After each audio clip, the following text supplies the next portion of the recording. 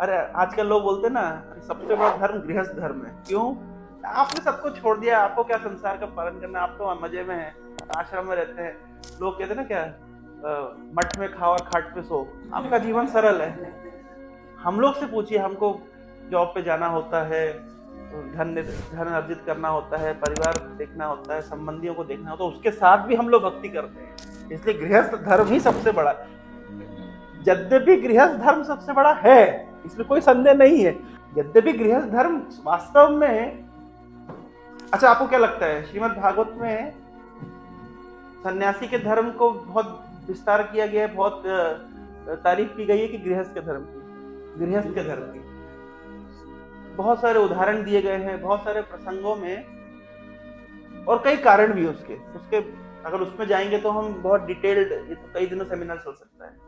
लेकिन भागवतम के कुछ कुछ प्रसंगों में आप देखेंगे कि गृहस्थ धर्म को बहुत ऊंचा बताया गया। तो उसका सबसे प्रमुख कारण ये होता है कि गृहस्थ धर्म में खतरा कम है, आश्रम वासियों के लिए खतरा ज्यादा है।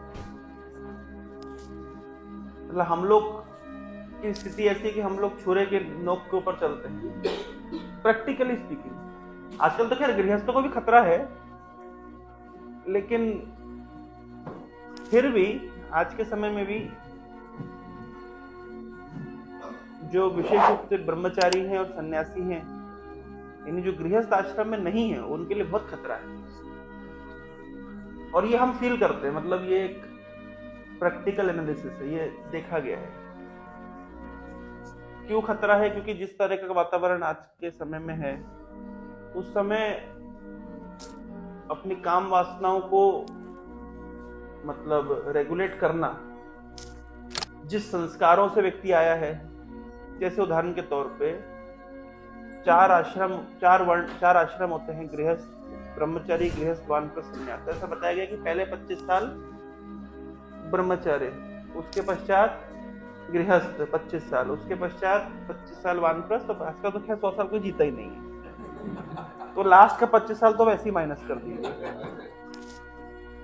अब इस्कॉन में आदमी ब्रह्मचारी कब होता है? वो 25 साल के बाद। उसके पहले वो आधा गृहस्थ था, तो संस्कार उसके वैसे हैं।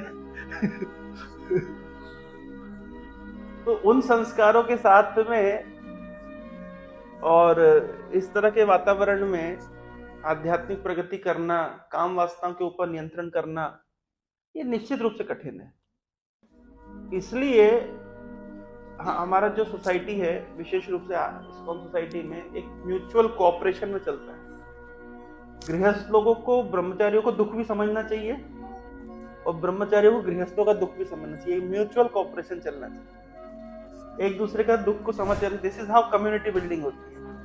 कोई ये नहीं बोल सकता कि ब्रह्मचारी श्रेष्ठ है, कोई नहीं बोल सकता गृहस्थ श्रेष्ठ है। सभी श्रेष्ठ है, क्योंकि वो जिस स्थान में स्थित, हम जिस स्थिति में रहकर भक्ति कर रहे हैं, दूसरे के जूते में पैर डाल के देखिए तो आपको पता चलेगा कितना काटता है।